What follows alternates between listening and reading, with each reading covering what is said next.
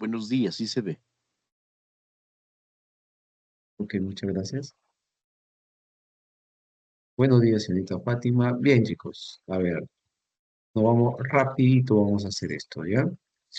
Ya sabemos, chicos, que de economía se habla de tiempos de la antigua Grecia, ¿no? Los grandes filósofos como Platón, Aristóteles, ya hablaban de economía. Quizás no hablaban de la oferta y la demanda, del PBI, de la tasa de desempleo, la pobreza, extrema pobreza, ¿no?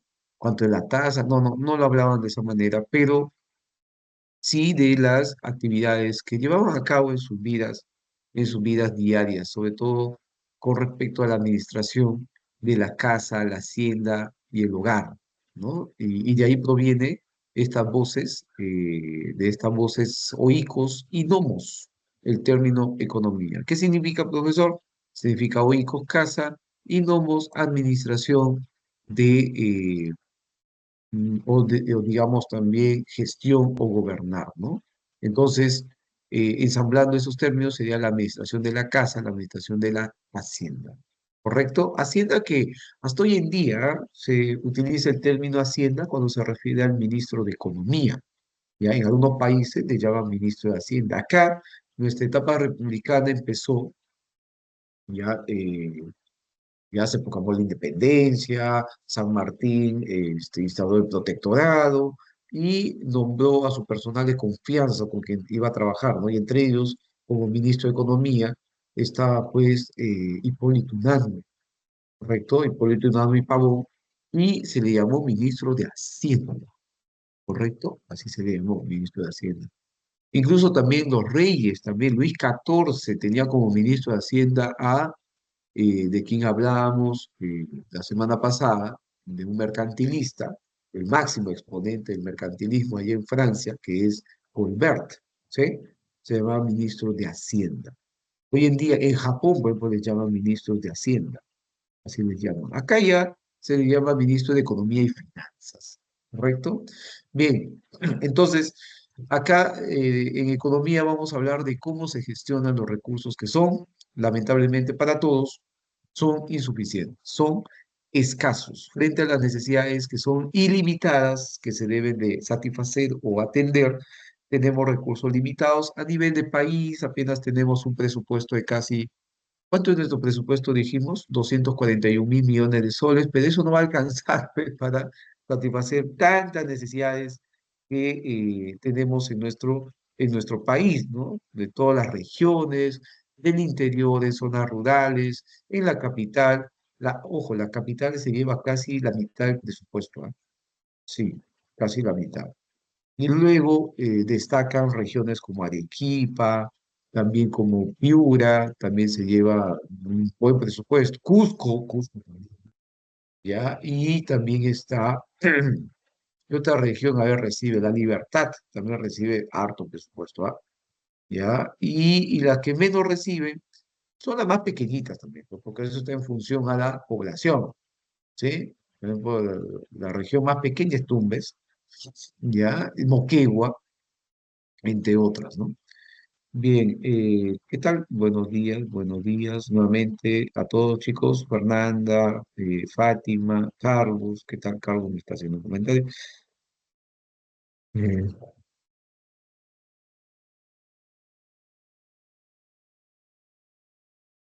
muy bien, Carlos. Ya, ok, no hay problema. Lo bueno es que escuches bien la clase, ¿ya?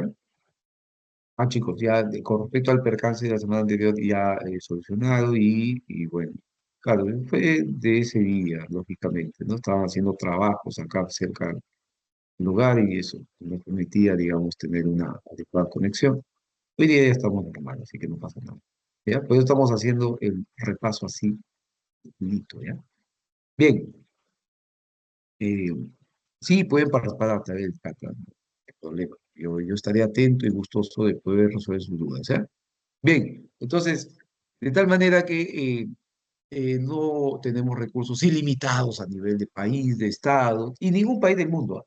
Ningún país del mundo. Todos tenemos el problema de la escasez. También a nivel de familias, también, ¿no? Hay familias que están en situación de pobreza, pobreza extrema, sus recursos son limitados, ya de esos sectores, bueno, no hay mayor debate, ¿no? Definitivamente hay que atender a sus necesidades que tienen y que son en muchos de los casos urgentes, ¿ya? Pero también las familias de ingresos altos sufren el problema de la escasez, ¿no?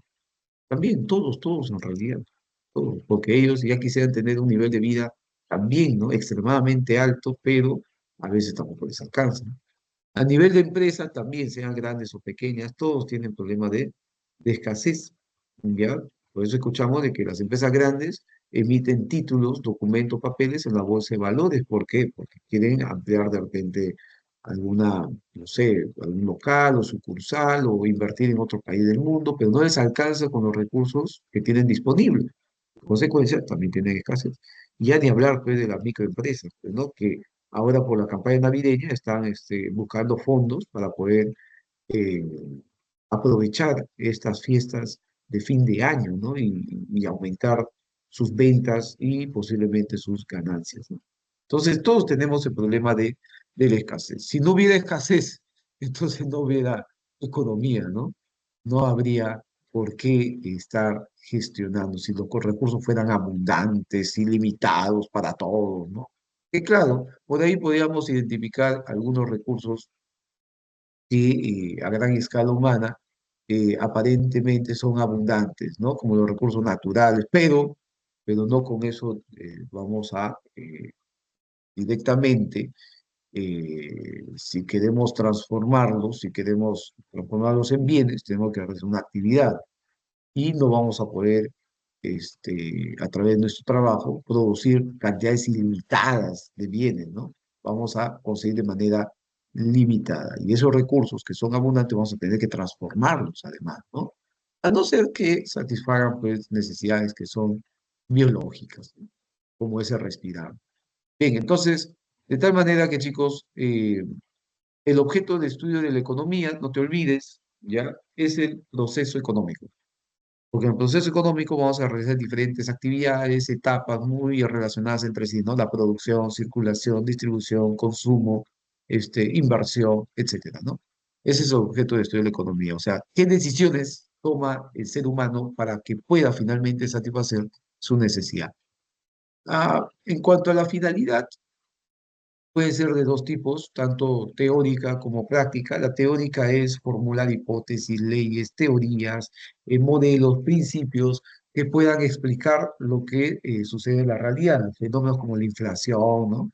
Tenemos que explicarlo a través de la teoría, ¿sí? La teoría nos ayuda mucho. Claro, a veces la teoría también, eh, el mundo de las ciencias, ya tiene ciertos vacíos aún, ¿no? Sobre todo de un conocimiento de una ciencia que es muy joven como la economía.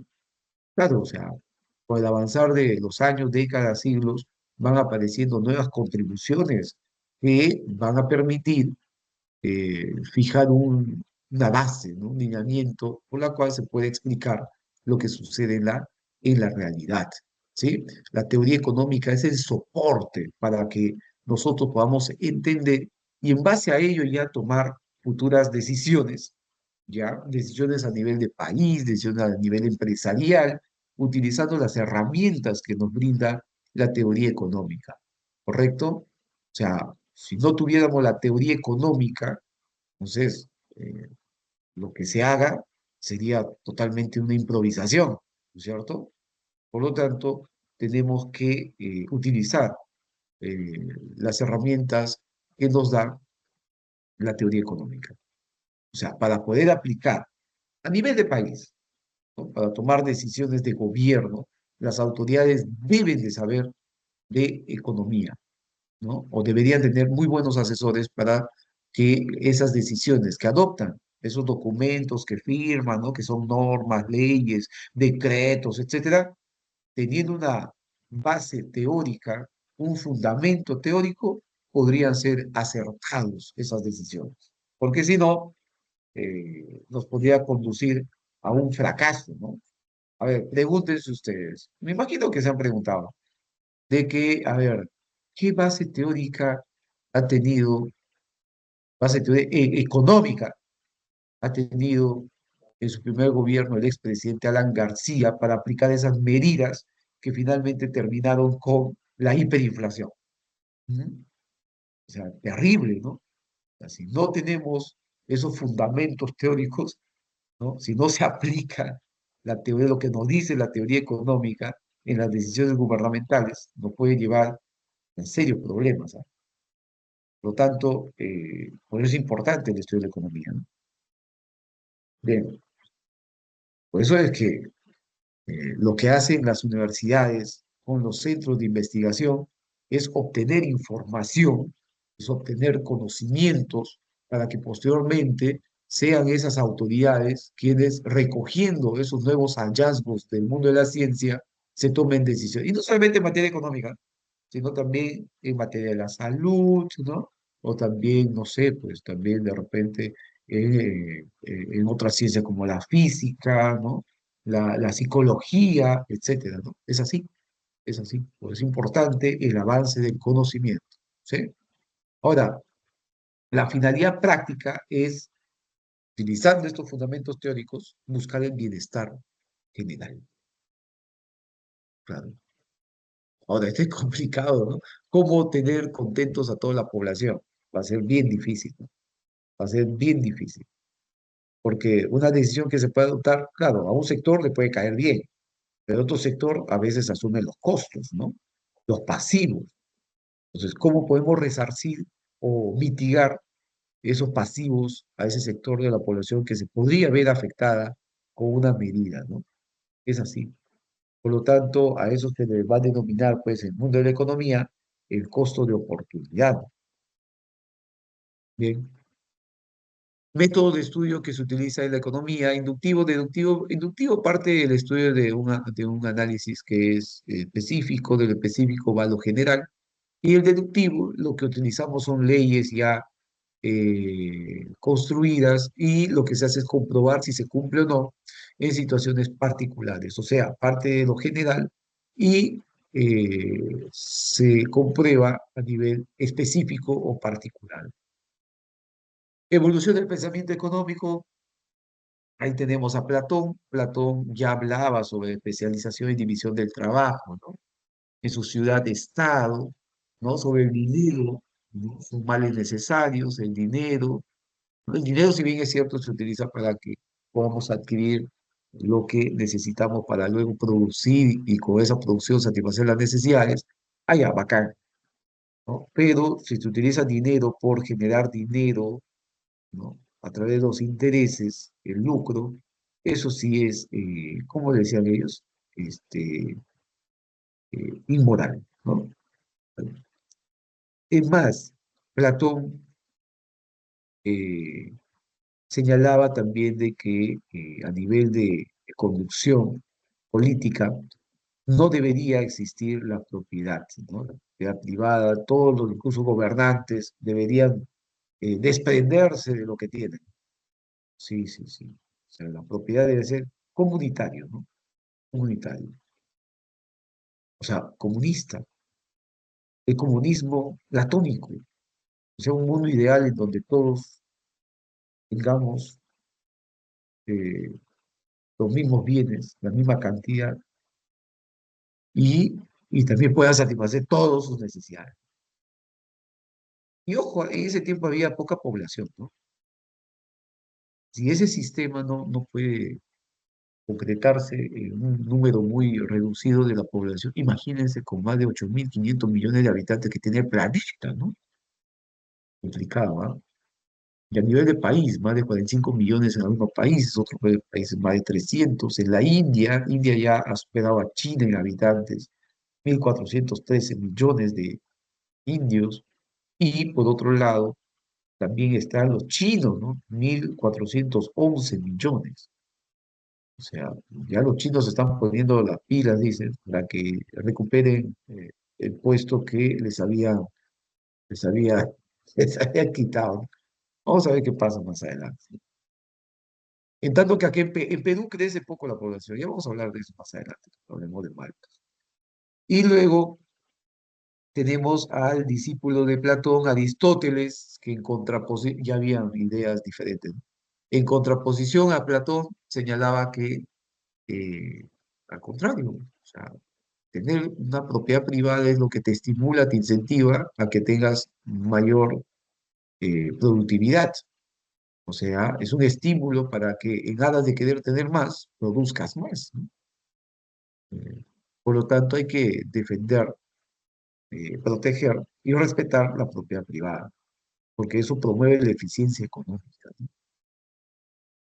También, pero coincidía con el maestro Platón con respecto al dinero, ¿no? Con respecto al dinero, que condenaba la usura también, y, y también señalaba que el intercambio de bienes mediante el dinero como un mecanismo natural para satisfacer necesidades, pero reprobaba su utilización para acumular riqueza, ¿no? La crematística. Luego también tenemos a estos representantes en la Edad Media, que eran pues monjes, sacerdotes, ¿no? Los clérigos, siendo el máximo representante Santo Tomás de Aquino, ¿no? Su suma teológica publicado era para que bueno, se interpretara pues la Sagrada Escritura de la Biblia, pero también abordaba temas económicos con respecto al intercambio, ¿no? Al valor de los bienes, el justiprecio. También en Ciudad de Dios, ¿no? La Ciudad de Dios también de San Agustín de Hipona, ¿no? También se le recuerda a Alberto Magno, también. Ojo, no es Carlos Magno, ¿ah? No vas a poner Carlos Magno, ¿no? O Alejandro Magno, no, no, no. Este es Alberto Magno, es otro, ¿ya? Tengan mucho cuidado. Bien, chicos. En la Edad Media también había un pensamiento económico, pero muy ligado a la iglesia, ¿ya? Luego aparecen en el siglo XVI, XVII y XVIII el mercantilismo. Ahí tenemos a Colbert, ¿ya? A Colbert, que fue ministro de Francia durante el reinado de Luis XIV.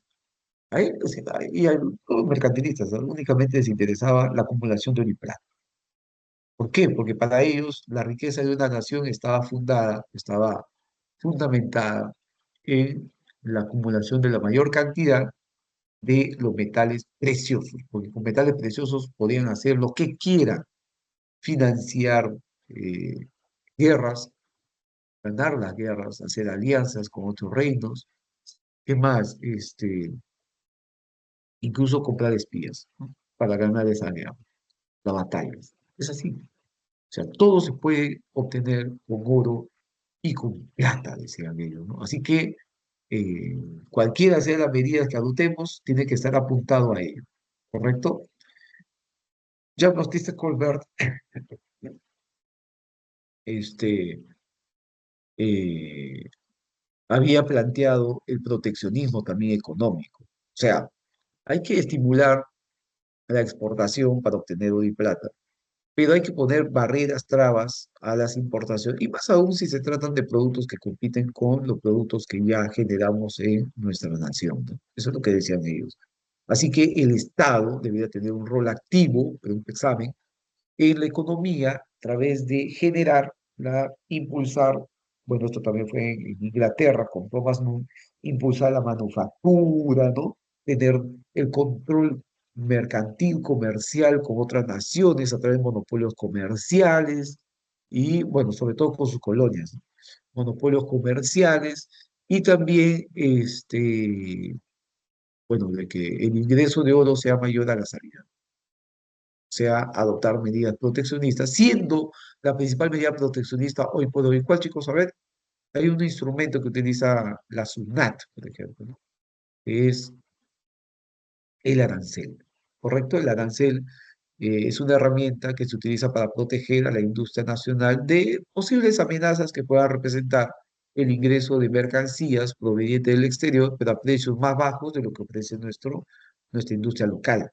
¿Sí? Entonces, ahí se podían elevar los aranceles para que compitan en igualdad de condiciones con nuestros productos. Pero eso es hoy en día. Antes, no, que hay que elevar los aranceles de todos esos para que no ingresen y la gente consume lo que únicamente nosotros producimos. Y así evitamos de que salga el oro y la plata. Ah, pero eso sí, hay que buscar mercados donde, y empezando por nuestras colonias, decían ellos, donde colocar estos productos para que siga ingresando mayor cantidad de oro y plata, ¿no? Y es ese pensamiento que predominó, chicos, hasta el siglo, primera mitad del siglo XVIII. Sí, hasta la primera mitad del siglo XVIII. Los mercantilistas.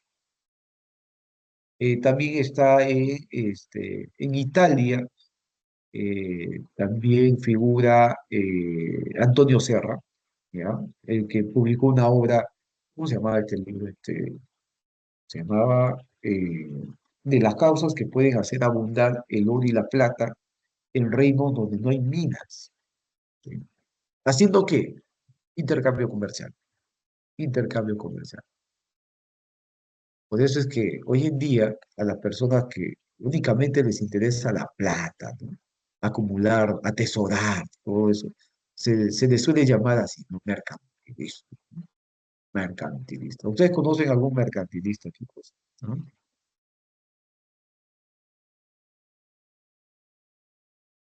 Dentro de su entorno cercano, probablemente, ¿no?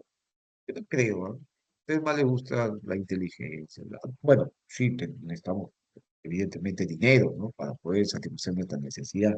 Pero acá había pues un boom de los metales, ¿ah? Estaba una fiebre de los metales, ¿ya? Únicamente les interesaba el oro y la plata a como dé lugar, a como dé lugar, ¿ya? Incluso en Inglaterra había decretado el no consumo de carne, ¿ah? Para que puedan comer pescado, porque la carne estaba siendo importada, ¿ya? Hay que restringir el consumo de carne. Así eran los mercantilistas, ¿ah?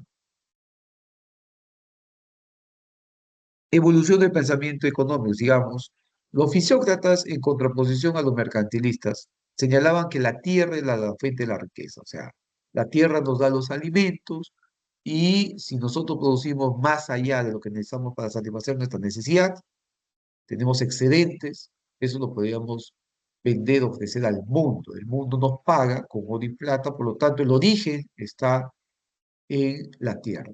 Hay un orden natural que nos gobierna y eso es la tierra. ¿Correcto?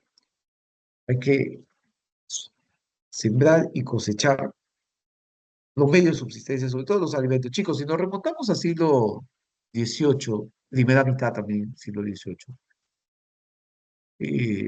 ¿cuáles eran las necesidades que se tenían que satisfacer? O sea, comprar un PlayStation, comprarse un iPhone, ¿no? Viajar por el Caribe en crucero. ¿Cuál era la necesidad?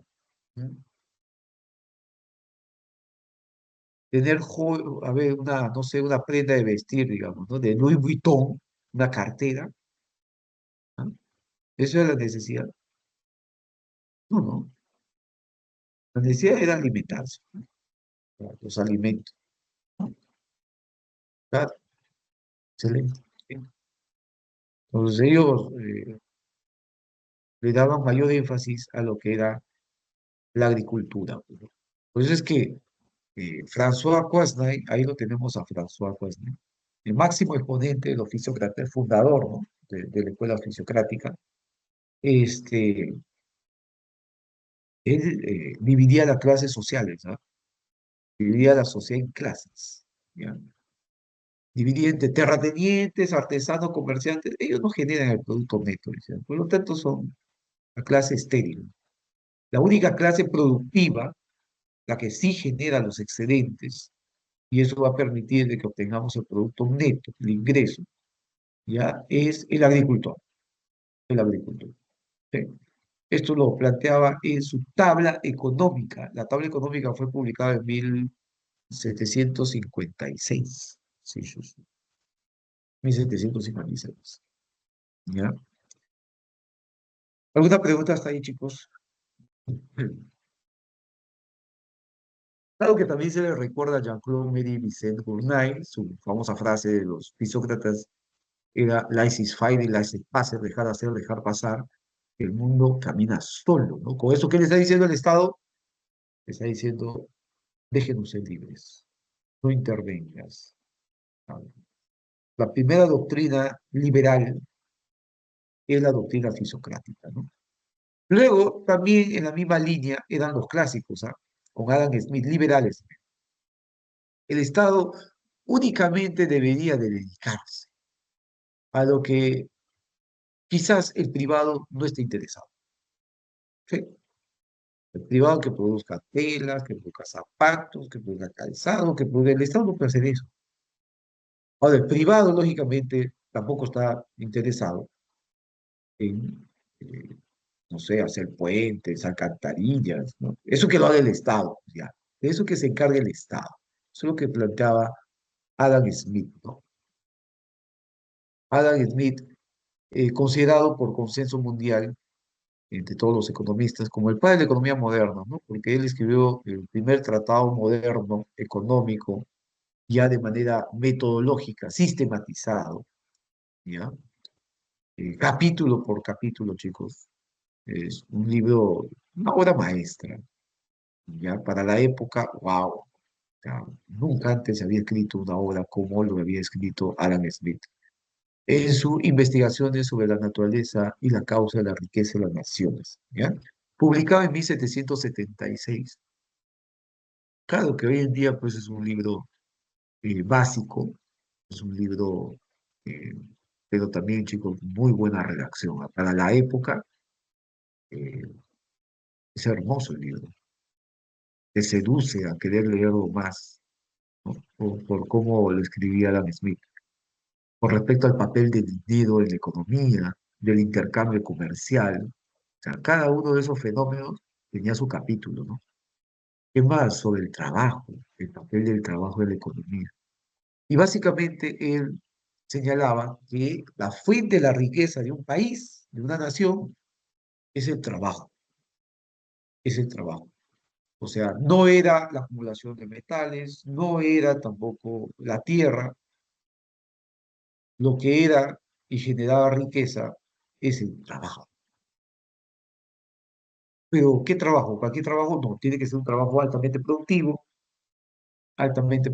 con, digamos, con eficiencia en la producción, o sea, producir más en menor tiempo, utilizando la misma cantidad de recursos, ¿ya? Y eso podría llevarnos a la obtención de ventajas a las que denominó él en materia internacional ventajas absolutas, ¿no?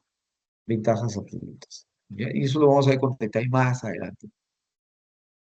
Y por otro lado, también señalaban sobre, bueno, la metáfora de la mano invisible, ¿no? O sea, eh, de que realizamos acciones eh, impulsados por nuestra, nuestra individualidad, nuestro interés personal, nuestro egoísmo, ¿no? Nuestro egoísmo, pero sin tener un propósito dado, llegamos a generar bienestar general, ¿no? Ya que si nos dedicamos a ciertas actividades específicas asociados a la producción de algún bien, el que desea de ese producto no va a necesitar aprender a producirlo, dedicarse a la producción, porque eso lo va a conseguir en el mercado a un precio natural, ¿no? A un precio natural. Eso es lo que decía Adam Smith. ¿Sí? ¿Alguna pregunta hasta ahí, chicos? Por lo tanto, hay una mano que guía a que los agentes económicos basados en el estímulo que hasta hoy en día tenemos, que es el precio del producto, eso es lo que nos impulsa a producirlo. Y si tienes el presupuesto para obtenerlo, también puedes satisfacer tus necesidades. Por lo tanto, la economía para Adam Smith era el estudio de cómo las sociedades eh, administran sus recursos, ¿sí? De cómo las sociedades administran sus recursos para que puedan satisfacer sus necesidades.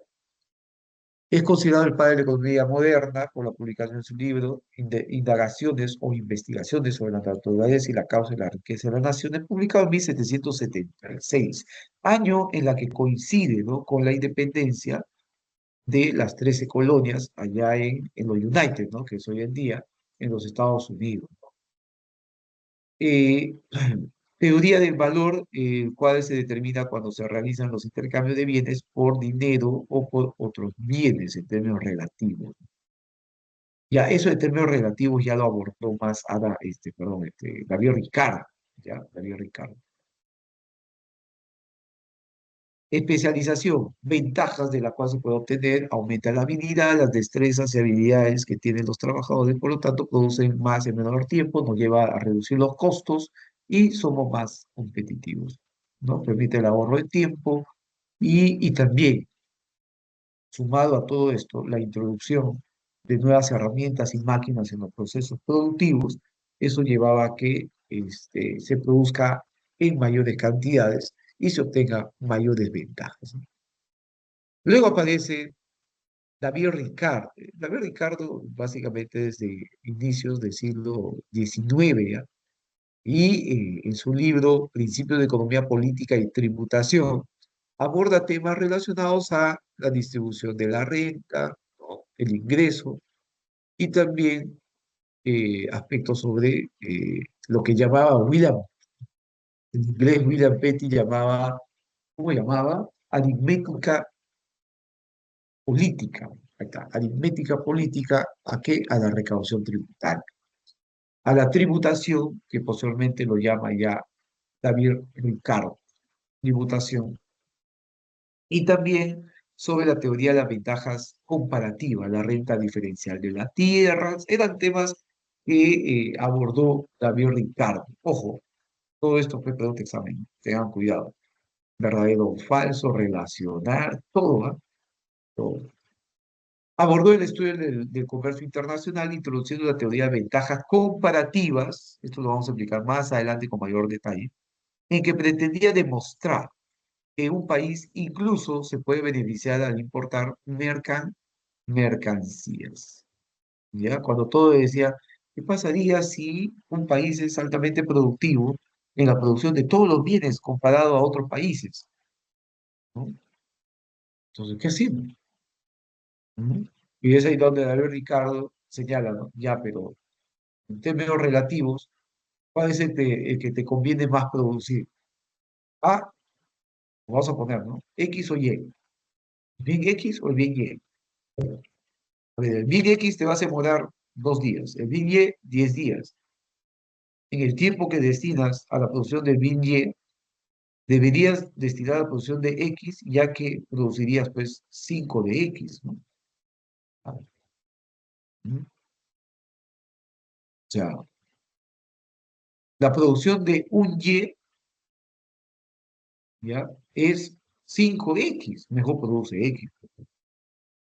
Porque si produce Y, te genera un alto costo relativo, a lo que posteriormente los neoclásicos, en especial von Wieser, le denominó costo de oportunidad.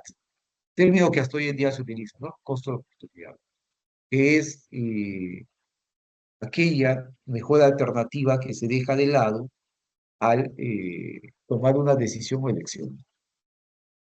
Luego tenemos el pensamiento marxista, chicos, ya el pensamiento de la escuela alemana socialista, y introdujo pues bastante teoría también, sobre todo el proceso económico, a la producción, circulación, en sus tomos de su libro El Capital, no hablaba de esto, ya la distribución, el consumo, bien, ¿no? Eran temas abordados por Carlos Marx. Carlos Marx había escrito también una obra conjuntamente con su amigo Engels, llamado, digamos, el libro más leído, ¿no? Que es El Manifiesto Comunista, ya que es un lenguaje mucho más entendible.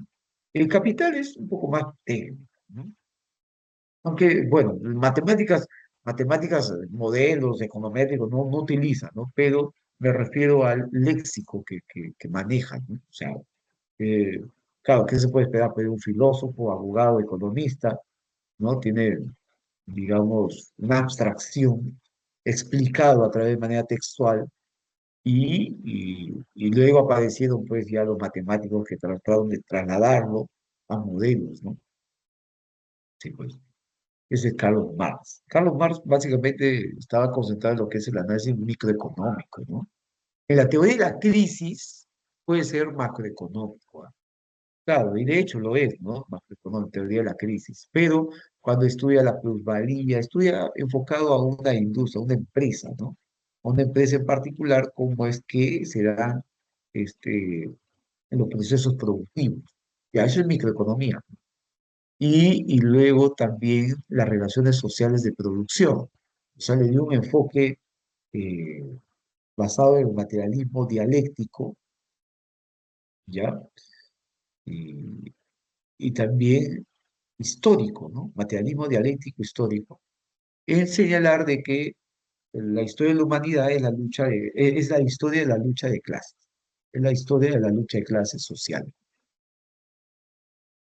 También hablaba sobre estructura, superestructura, qué es lo que hay que modificar, es la estructura, porque el mundo no solamente está para analizarlo, estudiarlo, reflexionar, sino también para transformarlo. Más que todo en eso hay que centrar, transformar la realidad, hay que transformar esta estructura, ¿no? Antigua, que es el capitalismo, ¿no? Que viene del capitalismo mercantil, de los burgueses, hasta el capitalismo industrial, ¿no? Hasta el capitalismo industrial, que ya sería en el siglo XVIII, ¿no? Bien, chicos, ¿alguna pregunta hasta ahí?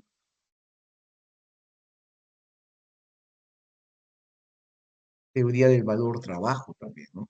Coincidía con Adam Smith, Carlos Marx, de que el trabajo es la fuente de la riqueza, pero el dueño de los medios de producción se queda con un gran margen, ¿no? A la cual se denominó la plusvalía, o sea, horas de trabajo que no han sido pagados o remunerados, ¿no? Y eso forma parte de su acumulación de capital del burgués, ¿no? Del burgués, que se van a destinar a nuevos procesos productivos, ¿no?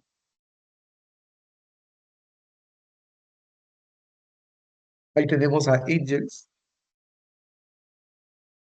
Engels también tenía su libro, ¿ah?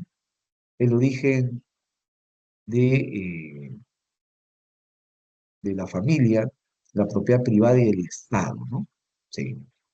Básicamente, su profesor de historia, cuando inicia sus clases, sus primeras sesiones, ya que me imagino ya lo han tenido, les empezó a hablar sobre la teoría de Engels, ¿ah?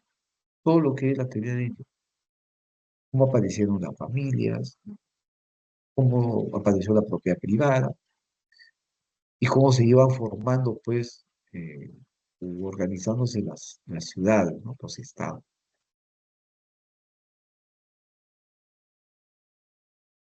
Acá su compañero Patrick me dice, Marx es el representante del socialismo científico. Ah, claro, claro, claro, porque su análisis es objetivo. ¿Ah? En el Capital es muy objetivo, científico, metodológico, ¿ya? Y bueno, y se podría decir tautológico, ¿no? Ah, es así la obra del Capital, ¿ah? Muy bien elaborado, ya tiene tres tomos. El primer tomo habla básicamente sobre la producción, ¿ya? Los mercados, circulación. Tomo 2 habla sobre la distribución, ¿ya? Y luego se habla sobre el consumo, ¿no? Aunque el último tomo es una publicación póstuma, ya de la cual se duda de su originalidad de Carlos Marx, ¿no? Pero ahí estaba como editor, pues, Friedrich Engels, ¿no? Que finalmente era el que lo publica, ¿no? ¿De acuerdo? Y en ese libro del Capital trataron de ser más científicos, pues, ¿ya? Más descriptivo, narrar los hechos no como son, cómo se dan los procesos de producción. En tanto que el manifiesto comunista es más normativista, digamos. ¿Por qué? Porque se plantea juicios, opiniones y también sugerencias de qué es lo que se debería de hacer para transformar la realidad. Ya son más normativistas en el manifiesto. Por ejemplo, plantear de que no existe herencia, plantear de que los impuestos deberían ser progresivos, plantear de que se debía socializar los medios de producción en manos de los que trabajan, que son los obreros. O sea, esos planteamientos son pues normativistas, ¿no? ¿De acuerdo?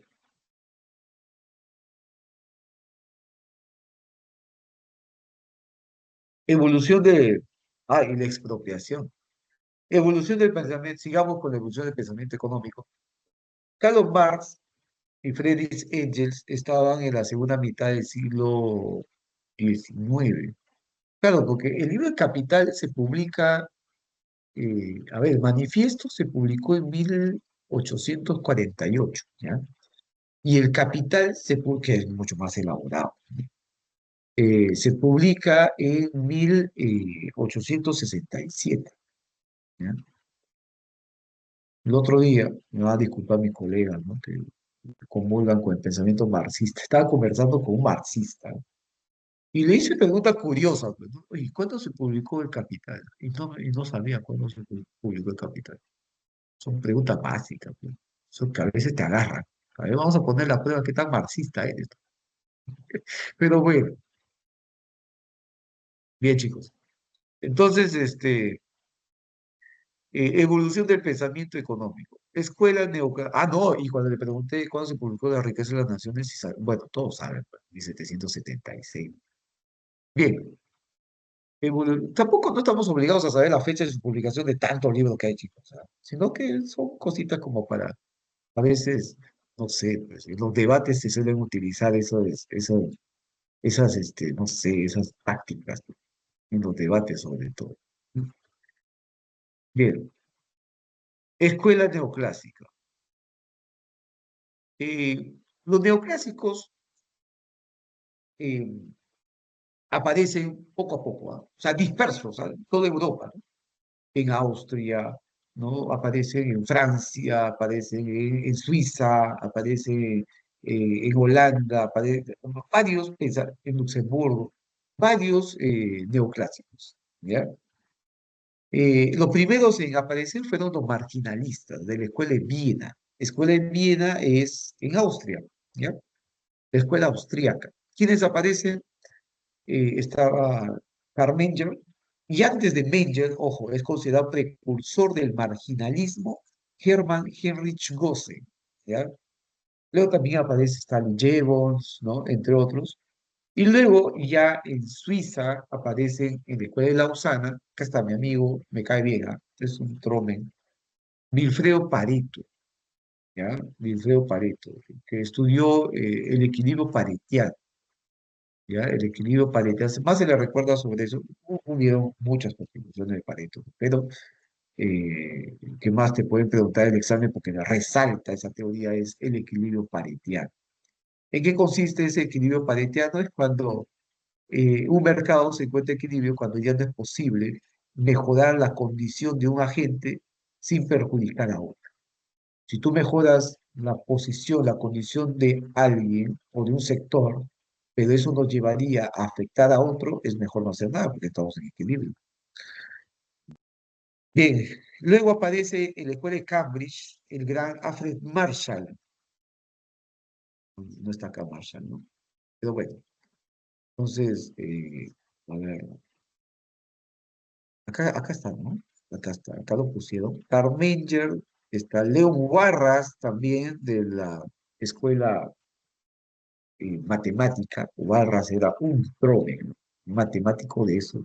Fueron los que introdujeron al análisis de la economía la matemática. Wilfredo Pareto, también sus modelos matemáticos. Y el más capo, el más genio, era pues Alfred Marshall. Marshall nos deja su teoría del equilibrio parcial, ¿ya? El supuesto ceteris paribus, la ley de la oferta, la ley de la demanda, la elasticidad de precio de la demanda, lo que era abocado a los mercados. Y partía de la idea de que, o del supuesto, ¿no? De que los mercados siempre están en equilibrio. Y si por ahí hay ligeras fricciones en el mercado, algún desequilibrio, sería transitorio, temporal, porque a través de las fuerzas del sistema de precios, la fuerza de la oferta y la demanda, se retornaría al equilibrio, pues, ¿no? Así que cuando hay escasez, los precios tendrían que subir para retornar al equilibrio. Y si hay abundancia, hay sobreproducción, los precios tendrían que bajar para retornar al equilibrio. Así que esas perturbaciones podrían ser transitorias, ¿no? Eso es lo que decían los neoclásicos. Pero ese supuesto les duró muy poco, ¿no? Porque años después, este, aparece o se da, ¿no? Se lleva a cabo el crack, ¿no? Se dio algo inesperado. El año 29, le llamaron un jueves negro, así más o menos el último, no, penúltimo jueves del mes de octubre, así como estas fechas, ¿ah? Hoy día estamos ya en el último día de octubre. Sí, así como este mes, ¿ah? En el año 29 ocurre el crack, ¿ya? El crack, que fue el desplome del mercado bursátil más importante del mundo, Nueva York, Wall Street. eh, mm, los precios de los activos habían caído cuando la gente tenía las expectativas, pues, de que iba a subir, ¿no? Y más aún la gente que se había endeudado para que compre activos con la esperanza y la expectativa de que van a subir de precio. Imagínense, esa gente que poco sabía sobre el funcionamiento de un mercado bursátil, solamente tenían la idea de que compras hoy y mañana lo puedes vender a un precio más alto y vas a ganar. Imagínate, o sea, casi a ciegas se iba la población a comprar esos activos, hasta que estalló la burbuja financiera. Estalló esa burbuja y eso llevó pues a una terrible crisis, ¿no? A una crisis de tal magnitud que Estados Unidos cayó más del 30%, 33% de caída en su PIB tuvo Estados Unidos en ese año, ¿ya? Acá el Perú cayó, ¿cuánto caímos en el año 2020, que fue nuestra peor caída histórica? Alrededor de 11,12% cayó nuestro PBI. Estuvimos en recesión y todo. Pero Estados Unidos se había prolongado, ¿no? Años 29, 30, 31, 32, y estaban sumergidos en una depresión, la gran depresión de los años 30. Y cuando Estados Unidos, su economía estornuda, su bolsa de valores, los demás se contagian de pulmonía. Eso afectó a todo el mundo. Al Perú también, ¿ah? Aquí en Perú, ¿quién era el gobierno en ese año, chicos? A ver, háganme recordar usted que está más frescos. ¿Quién era presidente del Perú en esos años? Bueno, ya estaba en la recta final de su mandato, ¿no? Pero buscaba reelegirse, ¿no? Ahí está, muy bien, Palomino, muy bien, Cali, muy bien, señorita Cali. Augusto B. Leguía, ¿ya? Y ustedes saben que cuando alguien está pasando por problemas, lo primero que va a hacer es acordarse que necesita plata, señor. Acordarse de sus deudores, ¿ya? Y Estados Unidos hizo lo mismo, bueno, a ver, y ahora que estoy en vicio, aguja, y ahora, ¿a quién le cobro? A ver, ¿quién me debe? Ah, Perú me debe, Perú me debe. Ah, ya, vamos a Perú para cobrarle. Perú, págame, Leguía, no tengo plata. No, pero con algo tienes que pagarme, pues. Pues no tengo, pues no tengo. Ya, pues tienes recursos, pues. Ah, ahí está. Leguía se había convertido en un país, perdón, en un presidente que había allanado al país al imperialismo yanque, como decían en ese entonces, ¿no? Al imperialismo yanque. ¿No? Y eso trajo, pues, problemas que luego tuvo un desenlace en la que Leguía terminó preso en la cárcel y todo, ¿no? Luego fue derrocado por Sánchez Cerro, cosas que pasaban en la historia de nuestro país, ¿no? Sánchez Cerro quería también reelegir. Estos patas no entienden de que el poder es temporal, ¿no? Quieren ser ya como reyes cuando llegan al palacio, ¿no? Piensan que ahí se van a enquistar y van a estar toda su vida, ¿no? Va a ser vitalicio. No, no, no es así. Su salario que se van a llevar será vitalicio, pero ellos no van a estar ahí en el poder toda la vida. Eso es lo que no entienden. ¿Ya? Sánchez Cerro también, ¿no? O sea, supuestamente estaba en contra de la reelección de Leguía y luego, para poder oficializar su elección, su presidencia, agarra y convoca elecciones. En elecciones pasan una serie de cosas, denuncias de fraude, supuestamente era el ganador, ¿no? Víctor Raúl Ayala Torre, los apristas no estaban de acuerdo con eso, ¿no? ¿Cómo es posible que le hayan hecho esto al ideólogo aprista Víctor Raúl? ¿No? Hubo un levantamiento allá en Trujillo, ¿no? Hubo protestas. Sánchez Cerro no le gustó esto. Ustedes saben la historia, ¿no es cierto, chicos? No es necesario que lo cuente porque se estaría quitando la chamba a su profesor de historia, ¿no? Entonces, y luego vino la matanza, y luego después, en venganza, se le atribuye a un militante aprista, haberle asesinado a Sánchez Cerro, por allá por el hipódromo, mientras iba en su carro, y bueno, terrible, ¿no? Y no era la primera vez que se asesinaba a un presidente. Eso es un magnicidio, ¿no? Pero bueno, entonces, eh, cosas, ¿no? Terribles cosas que pasan en la historia, ¿no? Bien, chicos, eso es lo que se vive acá. Y también había caído nuestra economía, también había caído nuestra moneda. Recientemente se había creado el Banco Central, en el año 1922. Y con esta crisis, el BCR se desactiva, deja de funcionar. Y tuvieron que venir desde los Estados Unidos una misión conocida como la Kilmer, en honor a quien lo lideró, pero esta misión, esta comitiva de William Walter Kilmer, ¿ya? Mi amigo, me cae bien.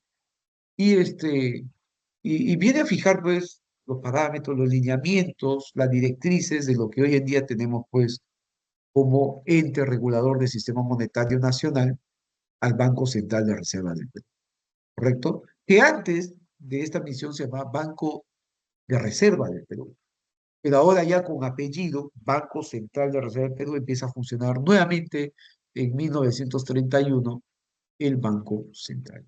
¿Sí?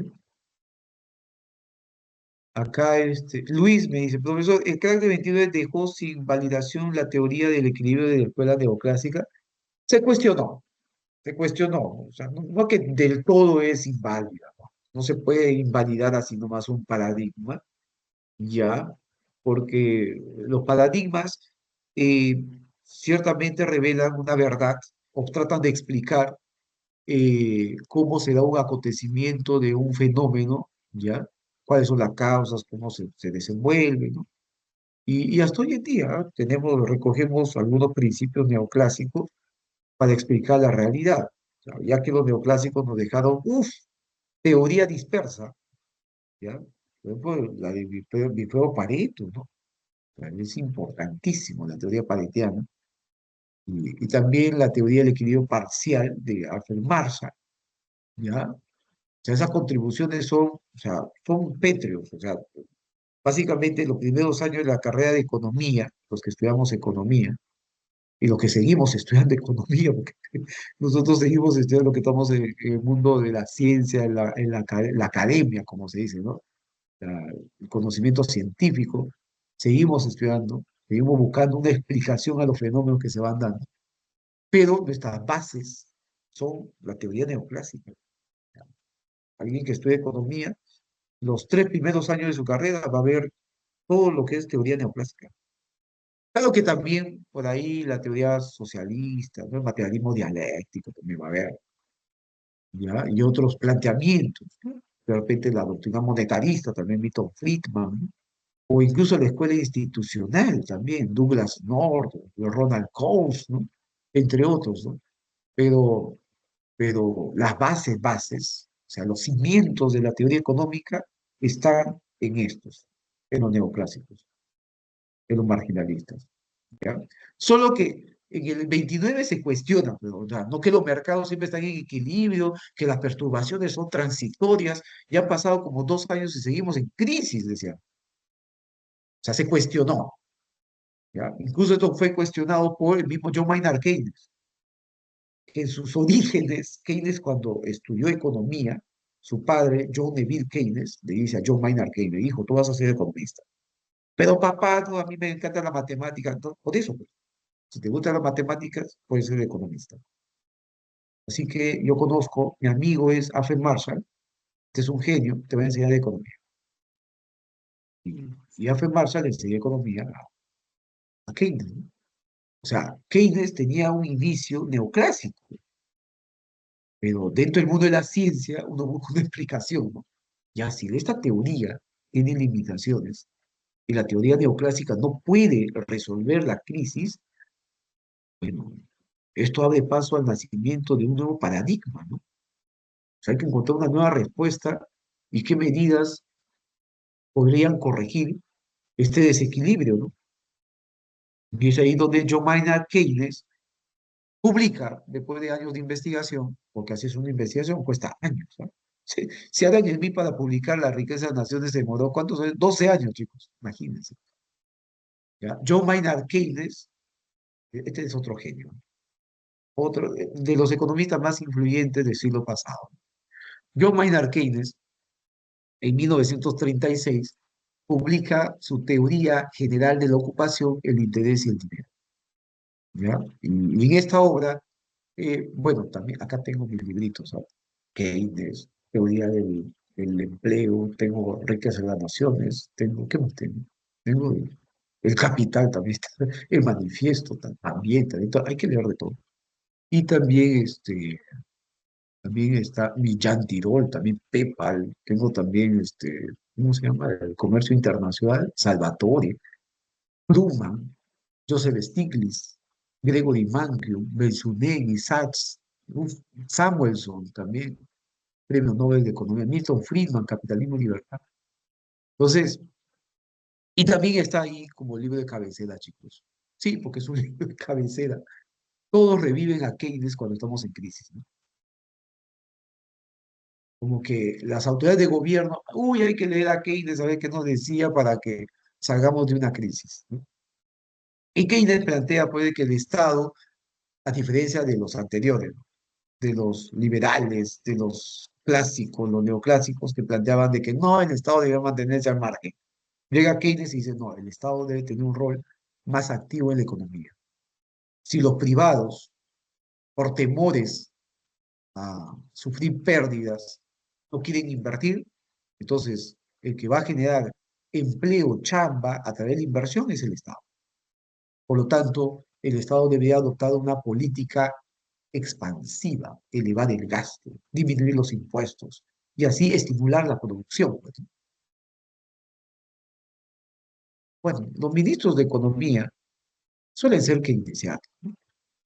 Y así no lo fueran, ¿no? Cuando llegan a ser ministros, aplican las medidas keynesianas, las políticas keynesianas, las referencias, las sugerencias que dio John Maynard Keynes. En tanto que el presidente del Banco Central y los miembros del directorio aplican más la teoría monetarista de Milton Friedman. Y ahí se da, digamos, no sé, pues un punto de convergencia, ¿no? Sería pues una, no sé, una síntesis eh, de la escuela tanto keynesiana como de la escuela clásica, neoclásica y monetarista, ¿no? Es un poquito de todo, digamos, ¿no? Un surtidito ahí que vamos a tener en la mesa. ¿Qué te vas a comer? Te vas a comer tu empanadita, te vas a comer un poquito de, digamos, tu chaufita, ¿no? O sea, todo lo que nos dejaron como legado y como contribución a la teoría económica estas escuelas, ¿no? ¿Sí? Bien, chicos. Entonces, John Maynard Keynes plantea eso, ¿no? El Estado sí debería participar en la economía, debería tener un rol más activo a través del gasto gubernamental donde se hagan obras, pues, ¿no? Keynes fue asesor del gobierno, ¿ya? De la administración Roosevelt. Roosevelt llega a la presidencia, casualmente por esto, pues, ¿no? O sea, el expresidente de los Estados Unidos, Herbert Hoover, que también fue alcalde de Nueva York, que llega a la presidencia, ya en 1929, y le agarra, pues, y él era neoclásico, ¿ah? Bueno, casi todos eran neoclásicos en ese entonces, ¿ya? Es más, la frase famosa de Herbert Hoover para llegar a la presidencia, porque los candidatos tienen su frase, pues, ¿no? Que acuñan ahí y que mimetizan, ¿no? Se mimetizan ellos mismos y también le transmiten a la población, ¿no? Para que pegue, pues, ¿no? Por ejemplo, acá en el Perú, los expresidentes para llegar a Palacio tenían su frase.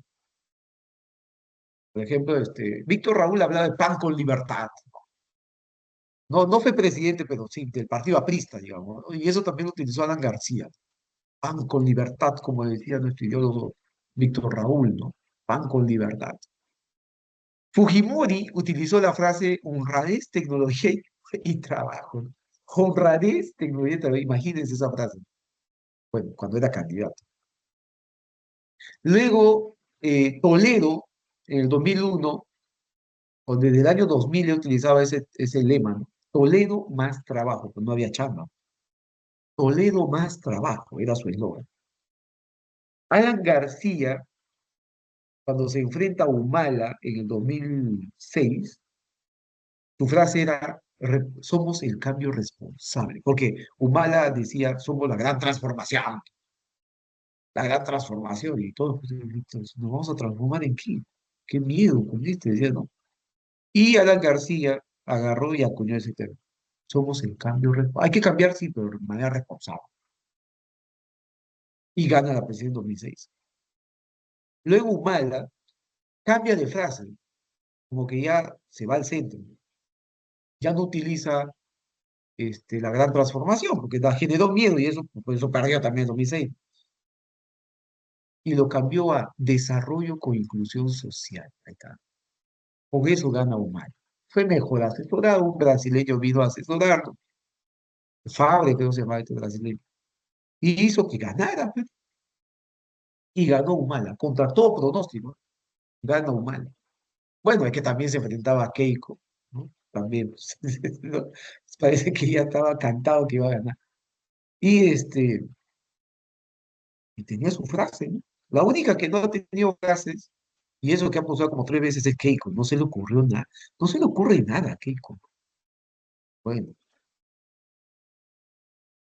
y luego aparece Kuczynski, y Kuczynski en el año 2016 gana también con una frase. ¿Cuál era la frase de Kuczynski? Yo sí sé cómo hacerlo. Frente otra vez a Keiko que estaba postulando nuevamente y que no encontraba una frase. Pues, ¿no? Tenía su frase Kuczynski. Yo sí sé cómo hacerlo. Frente a Keiko que no sabe nada, pues decía Kuczynski, ¿no? Experiencia, bueno, parece que no ha tenido. Entonces, ¿cómo lo haría ella? En cambio, yo sí he tenido experiencia en el Banco Mundial, he sido ministro, he sido premier, soy empresario, tengo una trayectoria, pero extensa. Entonces, para gobernar, yo sí sé cómo hacer. Y luego llega, ¿quién más llega? A ver, luego llega, ahí está, no más pobres en un país rico, palabra de maestro, ¿no? ¿Se acuerdan? No, no, ya, ustedes lo vivieron eso. Palabra de maestro, no más pobres. ¿Qué más dijo? No sé qué más, qué otra frase. Creo que tenía otro más, ¿no? Pero bueno. Entonces, todos los candidatos tienen su frase, ¿no? Ya, si tú quieres ser candidato a la presidencia, ya vete siendo creativo, ¿ah? Vete sacando una frase, ¿ah? ¿Ya? Ahora, ¿cuál era la frase de Herbert Hoover en Estados Unidos? ¿Ah? Un neoclásico, ¿ah? El que decía no al Estado. No. ¿El Estado para qué se va a meter la economía? Vamos a ser liberales nosotros. ¿Por qué le vamos a interrumpir su proceso productivo, ¿no? Sus ganas de querer salir adelante? Y su frase era, si la prosperidad está a la vuelta de la esquina. Esa era la frase de Herbert Hoover. La prosperidad está a la vuelta de la esquina. Pero en realidad lo que estaba a la vuelta de la esquina y cada vez aproximaba era el estallido, ¿no? De esa burbuja. Estalló la burbuja financiera en el mercado bursátil y lo que estaba a la vuelta de la esquina era la crisis, ¿no? La crisis, el crack del 29. Y es ahí, pues, o sea, imagínense, terco, pues. Herbert, ¿cuándo vamos a salir de la crisis? Esto es transitorio, espérense, sean pacientes. No, pero la población está sin chamba y la pobreza aumentó, aumentó el desempleo. Ay, qué impaciente que son, espérense. Pero ya estamos en el año 33, ya vienen las elecciones. Y, y es ahí donde, cuando hay una situación como esta, una crisis, ¿no? Aparece pues alguien que quiere dar un giro, ¿no? Y ahí es donde ahora giran las miradas también la población, porque ahí están las expectativas, están las esperanzas. Y es ahí donde John Maynard Keynes le dice a Herbert, perdón, a Roosevelt, ¿no? Roosevelt, ¿quién es el presidente de los United, ¿no? Sí, sí. Ya, simplemente, te vas a parar en los estrados, en las tarimas, y vas a decir que el Estado sí va a participar de la economía. el Estado sí va a tener un rol activo. El Estado no va a estar inoperante, no se va a poner de costado. El Estado sí va a actuar a través del gasto público. Tú vas a generar chamba, obras, pues, eso es lo que tienes que decir. ¿Sí? Y ahí con eso gana. Sí, claro, claro, claro. Total. Lo único que tiene ahorita ya la gente ante esta crisis es esperanza. Y hay que darle esperanza. Y Herbert Hoover pierde la presidencia. Es más, estos patas a veces son tan, ¿cómo se les podría decir? Sinvergüenza, por decir lo menos, por no decir otra cosa. Y vuelven a postular, ¿no? Vuelven a postular, pero ya eh, el pueblo le da la espalda, pero más confiaron en Franklin Roosevelt. Franklin Roosevelt llega a la presidencia, el año 32 gana, el año 33 asume. Ahí juramentan en enero, ¿no? Y ahí nomás de arranque instauran el World States, Estado de Bienestar, el New Deal le llamaron, ¿no? A esa estrategia de cómo recuperar la economía estadounidense, que fueron en etapas, New Deal del 33 al 36, del 36 al 39, no sé qué, pero un presidente de Estados Unidos dura 4 años nomás, profesor. Sí, pues, Roosevelt fue elegido, reelegido, chicos, ¿eh? 4 veces, el 32, el 36, el 40, el 44. Bueno, lamentablemente por sufrir una enfermedad que hasta ese entonces no había cura, víctima de la polio, fallece, ¿no? Fallece Roosevelt. Y el que asume pues la presidencia posteriormente fue su vicepresidente, ¿no? Muy querido fue Roosevelt, ¿ah? Sí, muy querido en Estados Unidos, ¿ah? O sea, para ser reelegido 4 veces, así, ¿no? Bueno, reelegido 3, porque por todo lo que le eligieron en la primera fue 4, pero 4 veces electo presidente, wow, habrá hecho alguna cosa bien, ¿no? Claro, hay que revisar los pormenores de su historia, ¿no? Hay una película que se llama, bueno, hay varias, ¿no? Pero hay una de ellas que se llama Pearl Harbor, en la que en una escena recrean sobre la actitud y postura que tenía Roosevelt sobre la guerra, sobre la Segunda Guerra Mundial. Y era pues un tipo de armas tomar, ¿no? Era un tipo de decisiones, ¿no? Quizás por eso también lo querían, o sea, era decisivo. Y claro, también vivían un momento terrible también. Pero bueno, ya eso les contaré más adelante, chicos, ya, que no va a alcanzar el tiempo. Bien, Keynes, el pensamiento keynesiano predominó desde ese entonces. La economía se va a recuperar con las recetas keynesianas. Seamos keynesianos, todos eran keynesianos. ¿No? Todos, todos, ¿no? Tenía Keynes sus seguidores, ¿no? Académicos y autoridades de gobierno en el mundo también. Vamos a aplicar la receta keynesiana. Gasto, gasto, gasto, inversión, efecto multiplicador del gasto. Sí, sí, sí, sí. Pero también no un gasto exacerbado. Hay que tener cuidado con ese gasto, ¿no? Y muchos países, entre ellos el Perú, gastó pues a mansalva. Gasto. No, sí, con el gasto se estimula la economía, que todo eso. Pero tú gastas lo que tienes, pues, ¿no? Si tú tienes, gastas. Si no tienes, claro, te puedes endeudar, pero tampoco no te vas a parar endeudando para gastar, ¿no? Tienes que generar mayor producción y en base a eso ir gastando de a poquito, ¿no?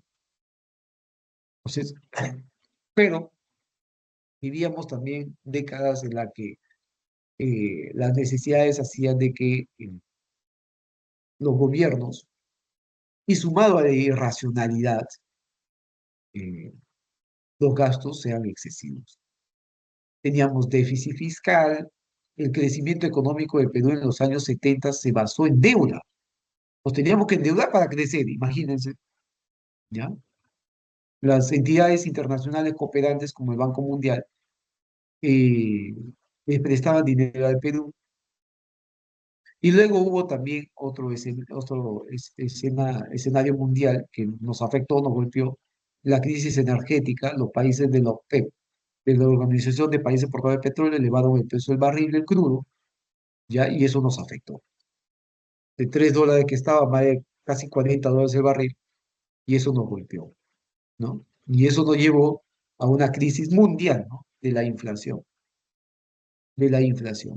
Perú, más las medidas desacertadas de los gobiernos de ese entonces, nos llevaron a una hiperinflación. Y ante esto, el impago de la deuda, el no querer pagar la deuda, como se había programado, y esto nos cerraron las cuentas, y es una crisis total. Entonces, chicos, más o menos ese es el contexto, ¿no? Y es ahí donde aparece Milton Friedman. Acá Luis me comenta, profesor, ¿cuál es la diferencia entre salario real y salario nominal? El salario real está expresado en cantidad de bienes que puedes adquirir con tu nominal. El nominal está expresado en unidades monetarias. Te pagan, digamos, 2.500 soles, ¿eh? Eso es tu nominal. Te dan el cheque efectivo o depósito en cuenta. Eso es tu nominal. Ahora, lo que puedes adquirir en bienes y, y de las cantidades de esos bienes es el real, ¿ya? Es el real. Por eso es que cuando hay un proceso inflacionario, lo que se ve afectado es el salario real, ¿no? Porque si tú antes con 100 soles comprabas, vamos a suponer en el caso de un producto, ¿ya? Comprabas 5 entradas al cine, cada entrada 20 soles. Ahora que aumentaron los precios a efecto de la inflación, ahora cada entrada está a 50 soles, ¿correcto? Entonces, ¿cuántas cantidades vas a adquirir? Dos entradas, ¿cierto? O sea, antes, con la misma cantidad de dinero, ¿cuánto adquirías? Cinco. Ahora, dos. O sea, tres se van a quedar afuera a esperar que le contemos cómo nos fue en la película, ¿no? ¿No? Algo así. O sea, va a haber un deterioro del nivel de vida. Eso es lo que sucede cuando hay inflación, ¿correcto? Entonces, el salario real disminuye cuando aumentan los precios. ¿Estamos de acuerdo? Ahora, lo que hablaba Keynes era el interés nominal, interés real, también, ¿no? Al interés nominal, interés real. Y también todo teniendo en cuenta la inflación. ¿Estamos de acuerdo? O sea, para pasar del nominal al real hay que considerar la inflación, los efectos de la inflación. Recuerdo cuando Toledo, cuando fue candidato, decía, vamos a duplicar el sueldo a los maestros, ¿no? Y todos los maestros votaron por él. Nuestra promesa. Y pasó un año después de su gobierno y nada. Toledo, ¿cómo es posible que nos mientas? Es un mentiroso. Ah, sí. Y la economía peruana ese año creció. Crecimos, creo, 4,2%, si no mal recuerdo. 2001. Para el año 2002 crecimos ya 6%. Y es ahí donde se aumentaron los salarios. ¿Cuánto se aumentaron? 35 soles, si no me equivoco. Y ya, pues es una burla, pues 35 soles, ¿cómo vas a aumentar 35 soles? Si es que tú has dicho que va a ser el doble, ¿no? Y lo que estamos ganando ahorita es 500, 600 ganaba un maestro en ese entonces, 600 soles. O sea, duplícanos, pues, ¿no? Duplícanos a 1.200. ¿Cómo vas a aumentar 35? Y Toledo decía, espérense. Al año siguiente crecimos 6,7% y aumentó 75 soles más. Y luego 125 soles más y luego 175 soles más. Y como que ya sumando, salía casi el doble, ¿no? Al final del gobierno de Toledo, un maestro ganaba 900 soles.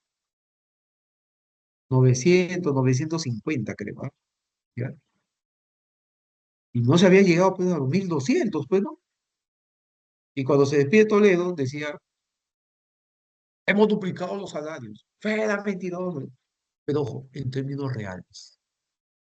Hemos duplicado los salarios en términos reales porque durante mi gestión, en el quinquenio, en los últimos 5 años, la tasa de inflación ha sido bien baja, pues estábamos en torno al 2% anual promedio, o sea, casi nada, ¿no? Habían variado los precios. No se sentía la variación de los precios. Y él señalaba en esos términos, en términos reales. En ese tiempo no había, sí, sí había salario mínimo. El salario mínimo era en el año 2002 410 soles. Y con Toledo se incrementa el salario mínimo a 600 soles. Perdón, me equivoco. 500. Lo incrementa a 500 y luego llega Alan García y lo incrementa a 600. ¿Ya? Pero de eso lo vamos a hablar más adelante, no se preocupen, ¿ya? No se preocupen, chicos. De eso les voy a contar, todo les voy a tratar de contar, ¿ya? Ya que tenemos 2 horas casi, les voy a tratar de contar todo. Pero todo en su momento. ¿Ya? Pero básicamente eso era, ¿no? Les he duplicado, pero en términos reales. ¿Mm? ¿Qué les parece? Y todos, pero no, ay, no. Que no había inflación, pues no había inflación. Sí ha habido, pero una tasa baja, pues, que no se sentía. ¿Correcto? Bien. Lo que pasa es que Toledo siempre tenía como referencia a la tasa de inflación de García. No, no ha habido inflación como lo hubo en tiempo de García, ¿no? El gobierno. A eso se refería. Pero en sí todos los países tienen cierta tasa de inflación, la idea es que sea baja. Bien, chicos, uy, nos gana el tiempo, nos gana el tiempo, nos gana el tiempo. Y luego viene Milton Friedman, cuando los países no les quedaba de otra, ¿no?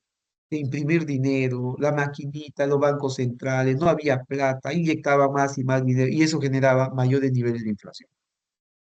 Y es ahí donde aparece el Premio Nobel de Economía, Milton Friedman, un genio, otro de los economistas más influyentes del siglo pasado, el profesor Friedman, bien carismático. El profesor. Ustedes pueden encontrar videos en YouTube de Friedman cuando explica sobre economía.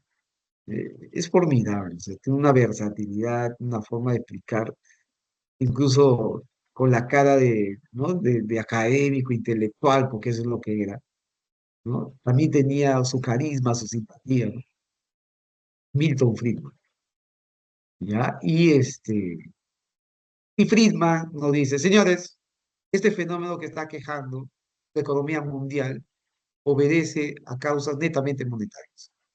Cuando los bancos centrales imprimen demasiado dinero, se genera un exceso de masa monetaria existente en la economía, por lo tanto, eso va a generar de que los precios suban, o sea, inflación, inflación. Una vez le preguntaron a Friedman, ¿ah? Estaba en una entrevista y, y había público, ¿ah? En el set de televisión, y le pregunta el entrevistador, profesor Friedman, díganos usted, premio Nobel de Economía, díganos usted, ¿quién es el culpable de la inflación? ¿A quién se le atribuye por qué los precios siguen subiendo? ¿Acaso al presidente de la República? ¿Al ministro de Economía? ¿Al Fondo Monetario Internacional que nos pone a veces condiciones? ¿Quién es el culpable de la inflación?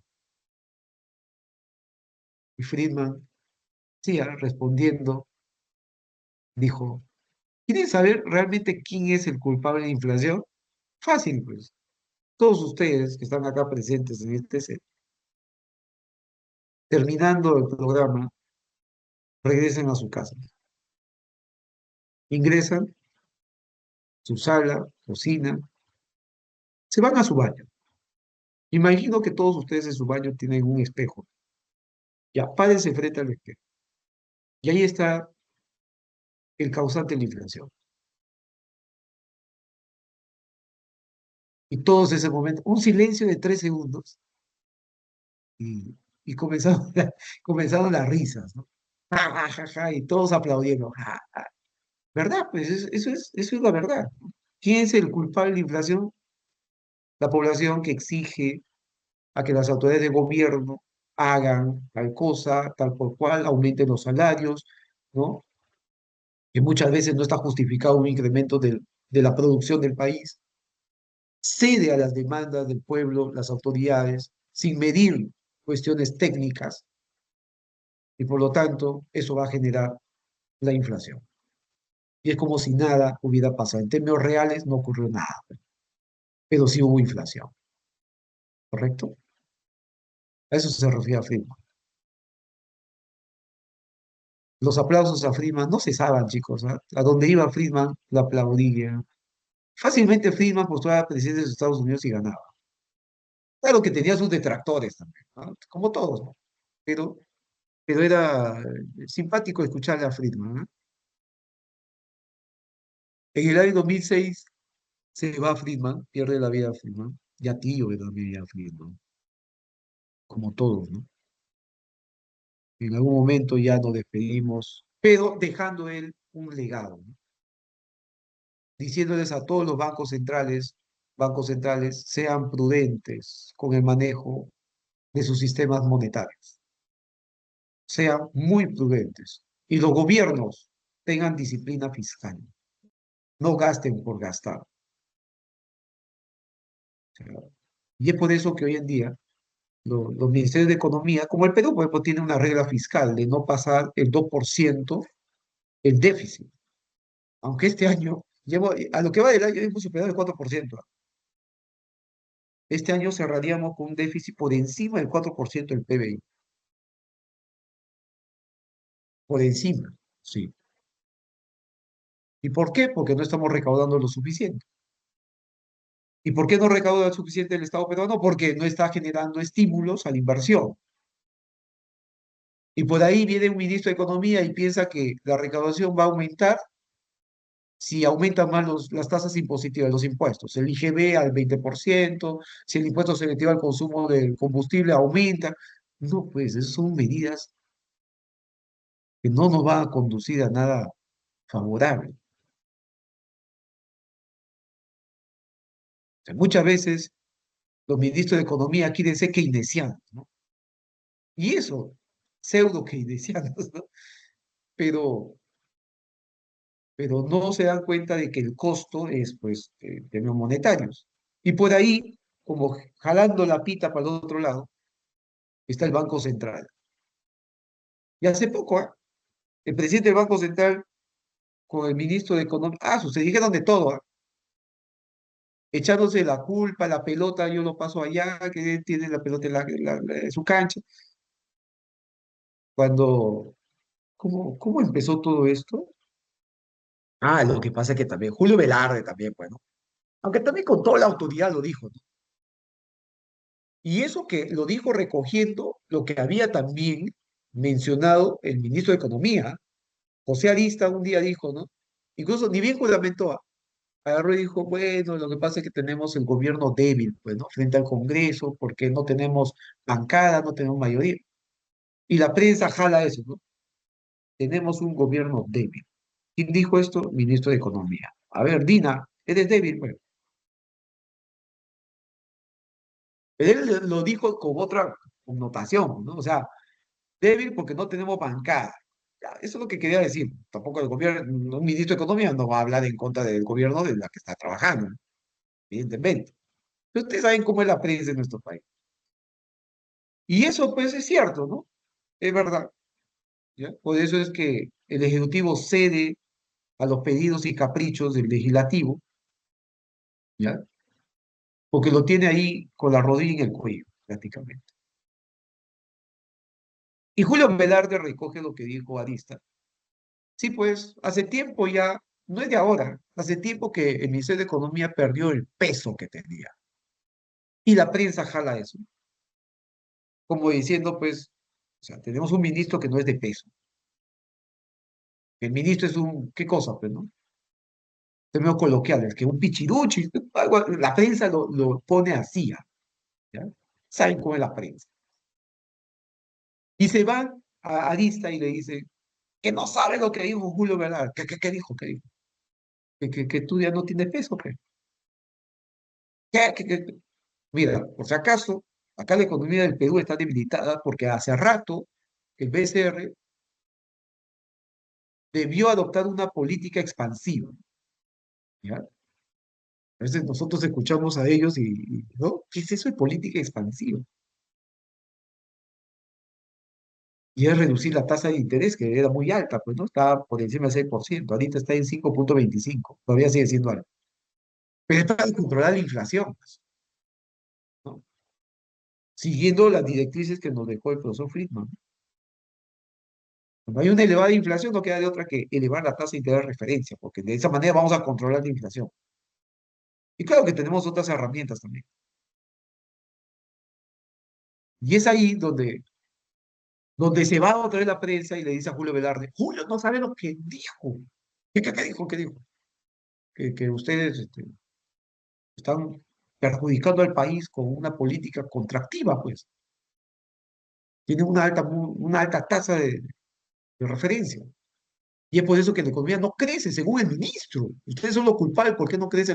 ¿Por qué estamos en recesión? Y Julio Velarde, perdón, o sea que la culpa tiene veces, yo estoy haciendo mi chamba. Acá está mi mandato constitucional, el artículo 84 dice preservar la estabilidad monetaria. Creo que lo que deberían ponerse a trabajar es el MEF. Ah, ya con esto ya, ¿qué? Y la prensa peor todavía. Yo ese rato agarré y me puse a preparar mi canchita, ¿ya? Viendo las noticias, que como respuesta, pues. O sea, ¿qué le dijo? O sea, le dijo, pues, o sea, me está chambeando, o sea, eres, ¿no?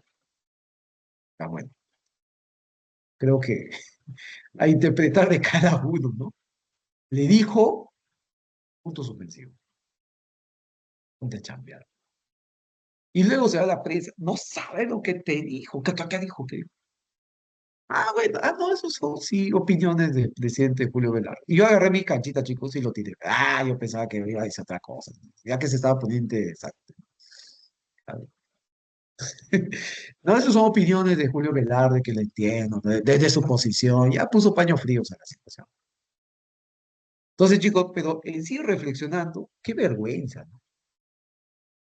O sea, que las autoridades que son pilares de nuestra economía, Banco Central y Ministerio de Economía, Ejecutivo, en lugar de ponerse a trabajar de manera sinérgica, complementen esfuerzos, sumen esfuerzos, redoblen los esfuerzos articuladamente para la expansión de la economía del país que tanto lo necesita para generar empleo, trabajo, ¿no? Están ahí, ¿no? ¿Qué hace el otro? O sea, mirándole al otro qué está haciendo, pues, ¿no? Si está peor que yo, ¿no? O sea, claro, Julio Velarde ni decirle nada, ¿no? Julio Velarde está haciendo su chamba y lo está haciendo muy bien, ¿no? Acá el tema es el Ministerio de Economía que paran cambiando ministros, se fijan metas, al final su meta es elevar la tasa de impuestos, como diciendo, como hay caída en la recaudación, una forma de aumentar la recaudación va a ser aumentando los impuestos. Para eso, pues chicos, no necesitamos ministro de Economía. Si va a venir un ministro de Economía y me va a decir que aumentando las tasas impositivas se va a aumentar la recaudación, para eso mejor pongan, me van a disculpar, ¿no? Pero no es la intención.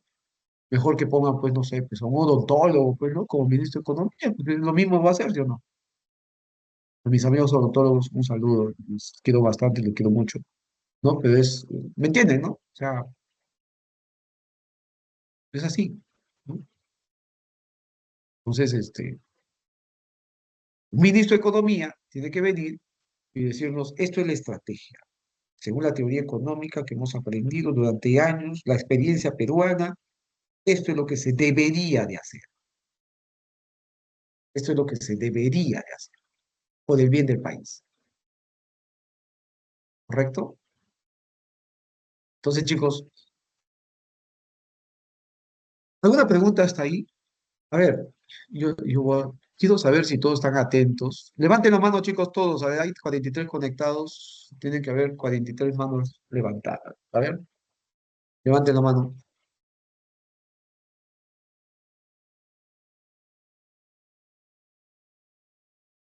No creo que te demores más de 20 segundos en levantar la mano. A ver, acá me doy cuenta quiénes están. A ver, 21 levantaron la mano. ¿Ya? 20, 21, ¿ya? Levanten la mano. ¿Ya? 22 que están a 20 centímetros de su pantalla. ¿Ya? Y a todo oídos. ¿Ya? Muy bien. Muy bien, chicos, les felicito que ustedes están ahí atentos, concentrados, y todo cachimbos. Me alegro bastante. ¿Ya? Bajen la mano, bajen la mano. Bien, chicos.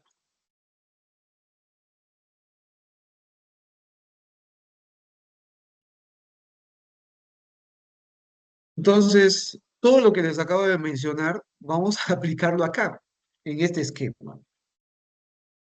¿Qué estudia la ciencia económica? Economía positiva, economía normativa. ¿Qué estudia la economía positiva? Lo que es lo real, ¿sí? Sin modificar absolutamente nada de lo que ha ocurrido en el pasado, de lo que viene ocurriendo, ¿correcto? Entonces vamos a describir la realidad tal como es. ¿Ya? Por ejemplo, ahora que vamos a tener la cumbre, la PEC, ¿ya? El 13, 14, no, 14, 15, 16, ¿no? 14, 15 y 16. Y van a venir presidentes de otros países, sobre todo de la cuenca, de los países de la cuenca del Pacífico, ¿no? De los países de Asia, Rusia también, ¿ah? No sé si Putin ya confirmó que iba a venir. No sabemos, no, no estoy viendo noticias estos últimos días. O de repente va a venir un representante de su gobierno. De los Estados Unidos, ¿vendrá Biden? No creo tampoco. Vendrá quizás un emisario de la Casa Blanca. Y el que sí confirmó que iba a venir es Xi Jinping, ¿no? No sé cómo va hasta la fecha, si viene o no viene. Xi Jinping es presidente de China.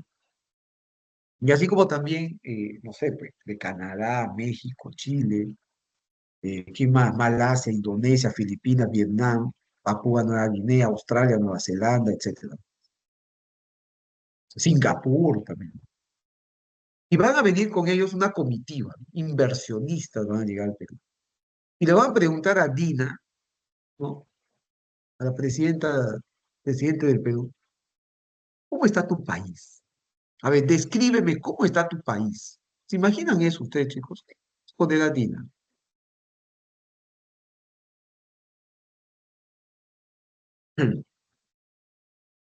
No tiene orden de captura a nivel mundial. Ah, eso son cuestiones ya jurídicas, geopolíticas a nivel mundial, ¿no? Sí, ¿no? Ah, no puede salir de su país. Ya. Claro, enviará pues una comitiva, de repente, porque va a tener que estar, ¿no? Alguien de Rusia, ¿va? Y va a desfilar por ahí, pues, en el aeropuerto. Ese aeropuerto Jorge Chávez que todavía está en construcción. ¿Ya? Imagínense, o sea, van a venir inversores, van a venir este, delegaciones, van a venir autoridades. Y chicos, ¿cómo lo van a ver al Perú? Y encima va a haber protestas esa fecha, ¿no? Ah, ahí Dina no va a poder tapar el sol con un dedo, ¿va? ¿No? Qué roche, ¿no? Son los costos que está asumiendo, pues, ¿no? Los costos de sus decisiones. Bueno, entonces, de tal forma que, bueno, me le dirá, pues bueno, el Perú y Mishuayqui somos, pues, casi 34 millones de habitantes. Este, el año pasado hemos tenido una recesión, ha caído nuestra economía. Ojo, sin mentira, nada que, no que nos estamos abrazando entre todos los peruanos, ¿no? No, no. Acá al inversor le interesa la parte económica, porque está viniendo a ver si puede colocar o no su billete acá, ¿no? Si el Perú es o no una plaza atractiva para hacer negocios. A eso viene. Vamos a ver Perú cómo está. Ya Dina, dinos cómo está tu país, pero sin mentirnos, o sea, lo que es. Ah, bueno, bueno, el año pasado hemos tenido una ligera recesión. Hemos caído 0,55%. Pero este año vamos a crecer. Según los pronósticos del Banco Central, creceríamos 3,1%. ¿Ya? La tasa de desempleo sí ha aumentado, la tasa de desempleo. De lo que estábamos en 5,2, ahora estamos en 5,9%. Aumentó la pobreza también en mi país. Claro, falta de inversiones. La pobreza que estaba en 27,5 subió a 29%. Ya, y en cuanto a tu gasto, ¿cómo estás en cuanto a tu gasto? Ah, bueno, se incrementó el presupuesto, pero estamos gastando más. El déficit fiscal el año pasado fue 2,7, este año sería más de 4%. Ah, o sea, está teniendo problemas, ¿ah? Ah, bueno, ¿y tu deuda? Bueno, el endeudamiento ha aumentado. Ha aumentado, sí, porque ya forma parte de casi el 34% del PBI debemos. Ah, sí. Ya, pero tiene reservas internacionales, Dina. Así, eso sí. El Perú ha exportado el año pasado más de 63.200 millones de dólares, ¿ya? Y en reservas estamos alrededor de 74.590 millones de dólares, que representan un aproximado del 27,8% del PBI. Tenemos al menos ese colchón para poder soportar cualquier embate que nos pueda afectar a la economía mundial. Ah, o sea, tiene solidez económica. Sí, sobre todo el tema monetario, tenemos ahí, estamos consolidados. En términos políticos, este chavo, ¿ya? ¿No? O sea, eso me imagino es lo que le va a decir Dina en términos, bueno, o su delegado, el ministro de Economía, tal vez, porque Dina no creo que maneje sus datos, ¿no? Entonces, algunos de repente, ¿no? El ministro de Economía, ahí va a ser ministro de Economía, ¿no? Eso sí, José Arista ahí va a estar. Entonces, convenciendo de que vengan al Perú a colocar su billete porque eso va a generar empleo, crecimiento económico, ¿no es cierto? ¿Sí? Puro gasto. Bueno, eso son ya sus cosas privadas. Entonces, lo que se ha aplicado acá, chicos, ¿qué es? ¿Economía positiva o normativa? Economía positiva. Porque así es como está el Perú hoy en día, ¿sí? Así es como está el Perú. Siendo objetivo, sin modificar absolutamente nada de la realidad. Proporciona datos, profe, ¿y esos datos lo que usted nos dijo, será cierto, profe? ¿O se lo está inventando, profesor? Chicos, estos datos lo extraje de el INEI, ¿ya? El INEI es la entidad que en nuestro país se dedica a cuantificar y a elaborar los indicadores económicos y sociales, ¿ya? De manera oficial, el que nos provee los datos oficiales en nuestro país. Y si nos dice esto el INEI, ¿qué es cierto? Claro que también está el Banco Central, el Ministerio de Economía, el marco macroeconómico multianual, en las memorias del Banco Central, en los informes mensuales, semanales, etcétera, ¿no? Perspectiva de inflación, todo lo que nos da el Banco Central. Y también, claro, se puede utilizar de entidades internacionales como Standard Poor's, JP Morgan, Fitch, Moody's, que son entidades calificadoras de riesgo crediticio, riesgo país, riesgo empresarial, etcétera, ¿ya? De tal manera que son referenciales, pero el oficial es el INEI. Ahora, si todo esto lo que les acabo de decir nos dice el INEI, es porque es cierto, pues, ¿ya? Es porque es cierto. Ahora, pregunta. Señalar que el Perú crecería este año 3,1% según el Banco Central, ¿forma parte de la economía positiva o normativa? A ver, ¿qué me dicen ustedes, chicos? Pregunta examen, ¿ah? Normativa. ¿Quién me respondió? A ver, levante la mano. Guamán. Ya, Guamán. Ok, Guamán. ¿Quién más? A ver, anímense, chicos. En el chat también pueden responder, ¿ah? El Perú este año crecería 3,1% en PBI según el Banco Central. ¿Sería positiva o normativa? Orna, Sofía me dice normativa, Fátima normativa, Kalem normativa, uy, creo que hay unanimidad, ¿no? Normativa, Andrea normativa, ¿ya? Javier me decía también normativa, ¿ya? Muy bien, chicos, excelente. No es normativa, sería positiva. O sea, ¿qué? ¿Por qué positiva, profe? ¿Ah? Claro, sería positiva porque esa cifra que nos da el Banco Central de Reserva no es una cifra lanzada al aire, ¿ah? Que se ha inventado. O sea, para obtener esa cifra, ha hecho estudios técnicos previos, ¿correcto? Ha hecho estudios técnicos previos basados en qué? En la teoría económica. Utilizó datos estadísticos, hizo una regresión lineal, hizo una, una aplicación de Stata, MATLAB, para poder hacer esa proyección.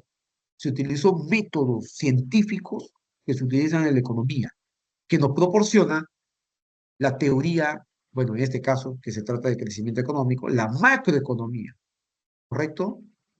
Se hizo un cálculo macroeconométrico. ¿Estamos de acuerdo? O sea, la suma de la teoría económica, más las estadísticas, más las matemáticas, y nos da como resultado esta estimación. Que puede tener, claro, como la economía es una ciencia social, puede tener un margen de error, ¿sí? O sea, más o menos, no sé, puede ser 0,5%, ¿no? Pero ese estimado se acercaría a lo que sí, efectivamente, el Perú crecería este año, ¿correcto? Entonces, si tenemos como soporte la teoría económica para explicar nuestra realidad, es economía positiva. Y esas proyecciones que hace el BCR tienen un soporte teórico, estadístico, macroeconométrico. ¿Sí? Ahora, si viene Juanito Pérez, que es mi vecino, y me dice, oye, estimado, este año el Perú crecería 10%. Pregunta, ¿tiene un fundamento teórico, estadístico, matemático, econométrico? ¿Esto es lo que me acaba de señalar? ¿Me acaba de afirmar? No. Por lo tanto, ¿qué es? Es su opinión, es un juicio de valor. Eso es lo que él estimaría, ¿no? Por lo tanto, esas opiniones forman parte de la economía normativa. Chicos, ¿se capta la idea? Confirmen, por favor.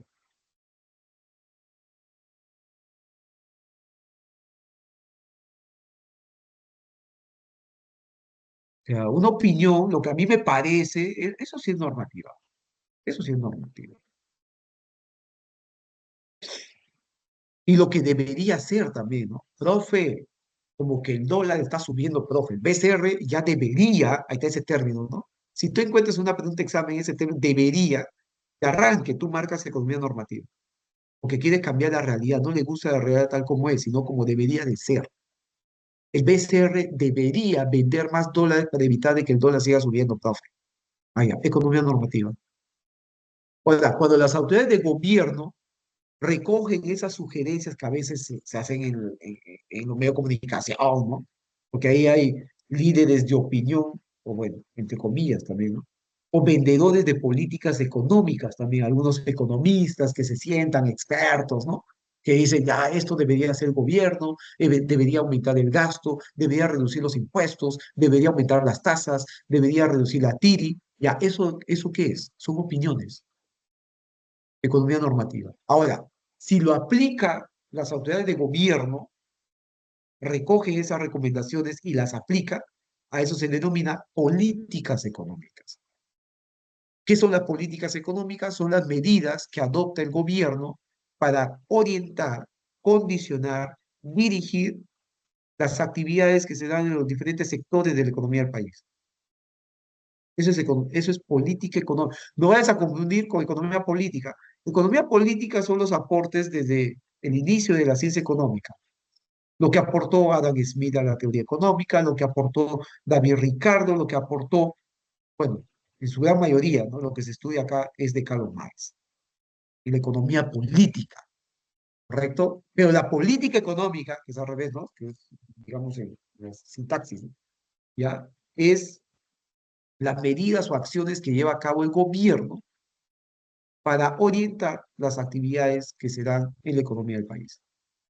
Y esto puede ser, por un lado, la política fiscal, que lo dirige el MEF, el Ministerio de Economía y Finanzas, y por otro lado tenemos la política monetaria, que lo dirige el Banco Central de Reserva del Perú.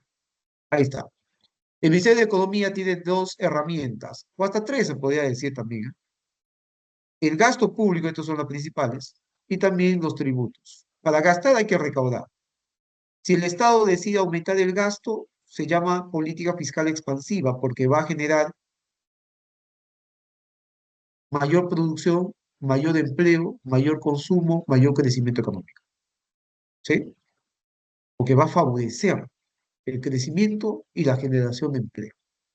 En cambio, si el Estado gasta menos, sería contractiva, pues, ¿no? Porque no va a haber el empleo deseado, la producción deseada, el crecimiento deseado. En tanto que, por el lado de los impuestos, si el Estado aumenta las tasas, a ver, para el empresario, si me dicen, vas a pagar más impuestos, ¿tú produces o no produces? Como que baja la producción, ¿no es cierto? Por lo tanto, el aumento de las tasas vendría a ser una política fiscal, porque lo hace el Ministerio de Economía, contractiva. En algunos textos lo ponen como restrictiva, es lo mismo. ¿Ya? ¿Por qué? Porque va a desalentar, va a desincentivar la producción, el empleo, el consumo y el crecimiento económico. Ahora, si reduce las tasas, ahí sí va a haber más inversiones, ¿cierto? Más producción, más empleo, más consumo y probablemente aumente el crecimiento económico. Entonces ahí tenemos políticas tanto expansivas como contractivas. En tanto que la política monetaria básicamente está orientada a controlar la inflación. Y una herramienta para controlar la inflación, pregunta examen, es la tasa de interés de referencia interbancaria, la TIRI, la famosa TIRI, que hoy en día está en cuánto? 5,25% es lo que ha fijado el BCR. Cada segundo jueves de cada mes se reúnen los miembros del directorio, que son en total 7, conjuntamente con el presidente del Banco Central, que son 7, ¿no? Para que decidan si la TIRI se mantiene, aumenta o disminuye. Claro que eso va a estar supeditado al escenario en el cual estamos pasando, ¿no? ¿De acuerdo? Entonces, si la tasa de inflación está aumentando y es perjudicial para nuestra economía, una forma de controlarlo sería elevando la TIRI. La TIRI se eleva como lo que se elevó, ¿no? Llegamos a 7,75. El BCR adoptó una política contractiva. ¿Por qué? Porque cuando aumenta esa tasa, los bancos también aumentan sus tasas, nos cobran más caros los créditos y si nos cobran más alta tasa de interés, nosotros, de manera racional, solicitamos menos créditos, va a haber menos consumo, las empresas también solicitan menos créditos, va a haber menos producción, por lo tanto, es probable de que la economía se resienta, ¿no es cierto? Y eso es lo que decía Arista, pues, Julio Velarde, estás adoptando por mucho tiempo una política contractiva, ya deberías adoptar una política expansiva, o sea, reducir la TIR. ¿Para qué? Para alentar el crédito, alentar la producción, alentar el consumo, alentar el crecimiento económico. Pero no es su chamba eso el BCR. Y Julio Velarde a cada rato lo dijo, y lo dijo también el Congreso, ¿no? Cuando estos congresistas le dijeron, oye, ¿por qué no generas empleo? Que el BCR que es que es una agencia de empleo, ¿qué cosa?